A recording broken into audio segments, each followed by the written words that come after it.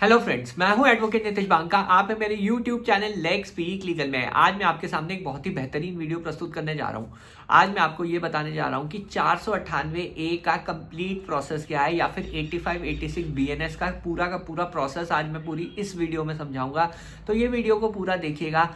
और अगर आपको रिजल्ट चाहिए 2025 में, तो ये चीज़ आपको जाननी ज़रूरी है कि आपके केस में चल क्या रहा है और कैसे जो है आप अपनी जो ये सिचुएशन है चेंज कर देंगे। देखिए, सिस्टम को ब्लेम करना आसान है, सब कुछ ब्लेम करना आसान है, पर चीज़ें बदलना मुश्किल होता है। अगर हम ब्लेम कर देंगे कि ये सिस्टम ही ऐसा है, वुमेन सेंट्रिक लॉज हैं, ये है वो है, इससे आपकी प्रॉब्लम सॉल्व होने नहीं वाली है। आपको भी पता है कुछ ज़्यादा फ़र्क नहीं पड़ेगा अगर हम जो है सिर्फ ब्लेम करेंगे। अभी हमें चाहिए एक्शन कि क्या हमें करना चाहिए अपने केसेस में, ताकि हम इधर से जल्दी बाहर हो जाए।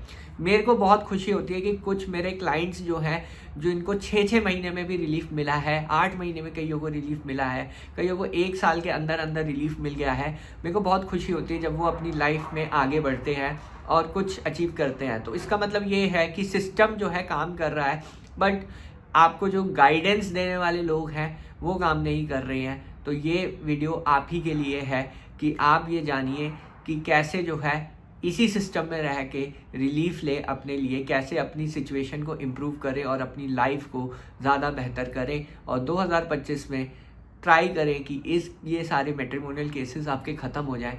अगर आप चाहते हैं कि आपके केसेस ख़त्म हो जाएं इस साल, कमेंट कीजिए आप कि आप क्या चाहते हैं इस साल से, कैसे ख़त्म करना चाहते हैं अपने केसेस।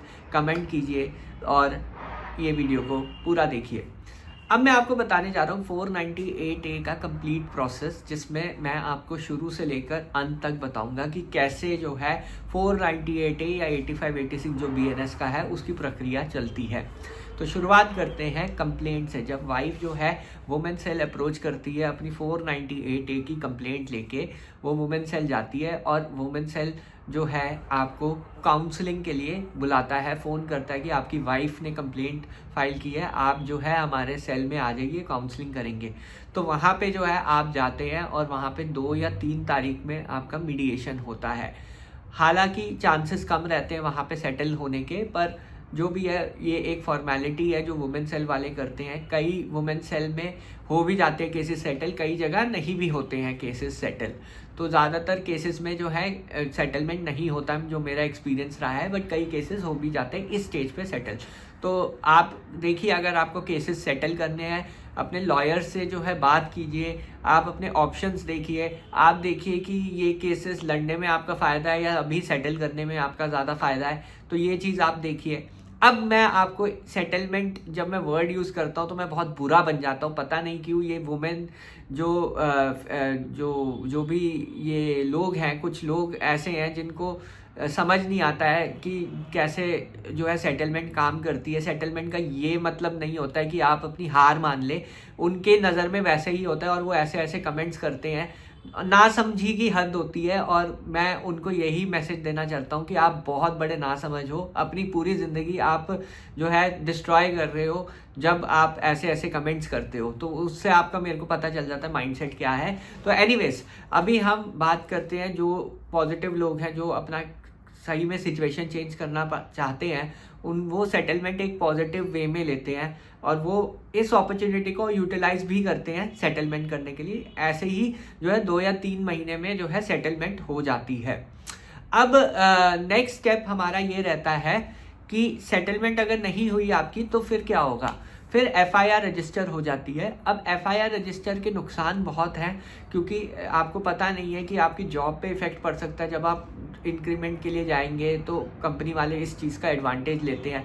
गवर्नमेंट में अगर जाते हैं तो आपको डिक्लेयर करना पड़ता है। प्रमोशंस में प्रॉब्लम आती है। इवन गवर्नमेंट जॉब दूसरी पिक करने में भी प्रॉब्लम आती है, क्योंकि बैकग्राउंड चेक हर जगह होता है, तो दिक्कत आ सकती है। फायर वायर नहीं होंगे आप में भी प्रॉब्लम आ सकती है, क्योंकि अब जो है आपका पासपोर्ट 1-1 साल के लिए रिन्यू होगा, 10 साल के लिए आपको रिन्यूअल नहीं मिलेगा। और अगर आप विदेश में काम कर रहे हैं तब आपको बहुत ज़्यादा प्रॉब्लम आ सकती है, क्योंकि आपको जो है अब इंडिया आना पड़ेगा, इन्वेस्टिगेशन ज्वाइन करनी पड़ेगी, ट्रायल अटेंड करना पड़ेगा, बार बार डेट्स पे आना पड़ेगा। तो ये सब प्रॉब्लम्स आपको फेस करनी पड़ सकती है जब अगर 498A की FIR, 85-86 की BNS की FIR रजिस्टर होती है।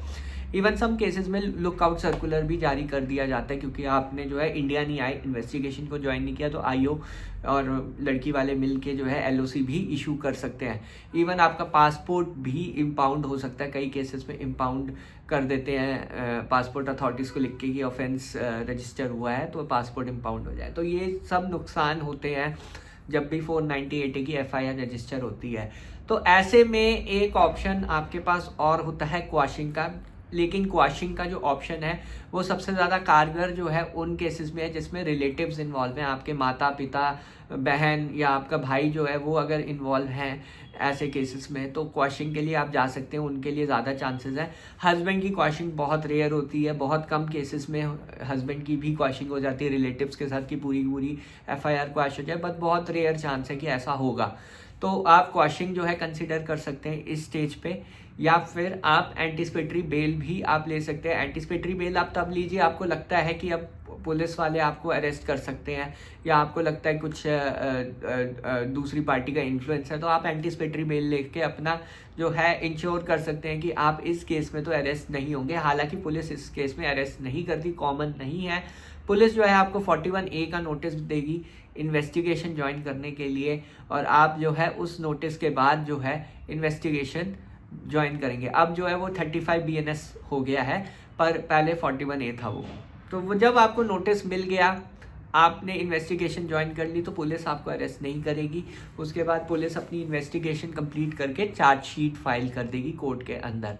अब जैसे ही आपकी चार्जशीट फाइल होती है कोर्ट के अंदर, तो वहाँ पे जो है आप ट्रायल के लिए जो है केस आपका रेडी हो जाता है। मैजिस्ट्रेट जो है कॉग्निजेंस लेता है उस चार्जशीट का, और आपको जो है समन्स इशू कर दिए जाते हैं। आप अपीयर होते हैं, अपनी जो है बेल करवाते हैं, बेल बॉन्ड और श्योरिटी होता है, ताकि कोर्ट को ये जो है यकीन दिला सकें कि आप जो है हर डेट पे आएंगे, ट्रायल अटेंड करेंगे। या आप आएंगे या आपके वकील साहब आएंगे। अब ऐसे में जो है पर्सनल अपीयरेंस सिर्फ चार्ज फ्रेमिंग के दौरान आपकी इम्पॉर्टेंट होती है, उससे पहले मैंडेटरी नहीं है आपकी पर्सनल अपीयरेंस। बट कई कोर्ट्स इंसिस्ट करते हैं कि हस्बैंड तो ज़रूर आए हर हियरिंग में, बाकी रिलेटिव्स का मैंडेटरी नहीं होता। बट चार्ज फ्रेमिंग की डेट पे सबका मैंडेटरी होता है आना, क्योंकि उस दिन साइन करना होता है आपको चार्ज फ्रेमिंग से पहले आप डिस्चार्ज के लिए जा सकते हैं, आप एक एप्लीकेशन डिस्चार्ज के लिए डाल सकते हैं, या फिर अपनी रिटर्न आर्गुमेंट डिस्चार्ज के लिए डाल सकते हैं। जब ये सब हो गया आपका काम, उसके बाद जो है चार्ज फ्रेमिंग होगी। चार्ज फ्रेमिंग के बाद आपका जो है केस एविडेंस पे लग जाएगा। एविडेंस में वाइफ साइड आएगी, उसके जो जितने भी IO है या फिर जो विटनेसेस चार्जशीट में जिन्होंने 161 के बयान दिए हैं, वो सारे विटनेसेस कोर्ट के अंदर आएंगे और अपना जो है स्टेटमेंट देंगे। अब यहाँ पे आपको अपॉर्चुनिटी मिलेगी हर एक विटनेस को क्रॉस एग्जामिन करने के लिए। क्रॉस एग्जामिनेशन की बहुत अच्छी स्ट्रैटेजीज होती हैं। अगर आप ये अपॉर्चुनिटी को ढंग से इस्तेमाल करेंगे तो आपका एक्विटल जो है पक्का है, आप केस जीतेंगे पक्का। तो आपको जो है क्रॉस एग्जामिनेशन जो है ढंग से करना है हर एक विटनेस का। क्रॉस एग्जामिनेशन के बाद आपका जो केस है वो आपके एविडेंस या आपकी स्टेटमेंट पे लग जाएगा। आपकी स्टेटमेंट रिकॉर्ड होगी और आपका एविडेंस जो है डिफेंस एविडेंस लिया जाएगा, जिसमें आप बाकी विटनेसेस, अपने साइड के विटनेसेस की भी गवाही कोर्ट के अंदर करवा सकते हैं, और सेम वे दूसरी पार्टी को भी उनको क्रॉस एग्जामिनेशन करने की अपॉर्चुनिटी मिलेगी। जब आपका एविडेंस हो गया और आपकी वाइफ साइड का एविडेंस हो गया, उसके बाद केस आपका फाइनल आर्ग्यूमेंट्स के लिए लग जाता है। फाइनल आर्ग्यूमेंट्स में आप रिटर्न आर्ग्यूमेंट ज़रूर दीजिए। आप रिटर्न आर्ग्यूमेंट देंगे, उसके बाद जो है आप जो है नेक्स्ट आपका स्टेज आ जाती है जजमेंट की, जिसमें आपका कन्विक्शन या एक्विटल रिकॉर्ड होता है इस केस में। तो ये था एंटायर प्रोसेस 498A का या 85-86 BNS के ट्रायल का। इसमें टाइम जो है कम से कम मिनिमम 4 से 5 साल का टाइम लग सकता है। कई केसेस में 8, 9, 10 साल भी लग सकते हैं। तो इस बात का ध्यान रखिए कि ये जो है काफ़ी लंबा प्रोसेस है, ये कोई छोटा मोटा प्रोसेस नहीं है। और इसी बीच में आपके जो केसेस हैं वो बार बार मीडिएशन में भी रेफ़र होंगे, सेटलमेंट का भी ऑप्शन आपको मिलेगा, और आपका जो है मेरिट पे कंटेस्ट करने का भी आपको ऑप्शन पूरा का पूरा मिल जाएगा जब आप 498A का पूरा ट्रायल लड़ेंगे। और अगर आपको मेरी केस स्टडीज़ चाहिए जिसमें 498A में कैसे क्वैशिंग हुई है, जल्दी कैसे बाहर निकले, ये सब केस स्टडीज़ चाहिए तो आर्टिकल ज़रूर चेक करिए और मेरा जो व्हाट्सएप ग्रुप है वो ज़रूर ज्वाइन कीजिए। लिंक मैंने डिस्क्रिप्शन बॉक्स में दिया हुआ है। बहरहाल वीडियो देखने के लिए बहुत बहुत धन्यवाद। अगर आपको ये वीडियो पसंद आई है तो प्लीज़ मेरे चैनल को सब्सक्राइब कीजिए, वीडियो को लाइक कीजिए। धन्यवाद। Thank you very much.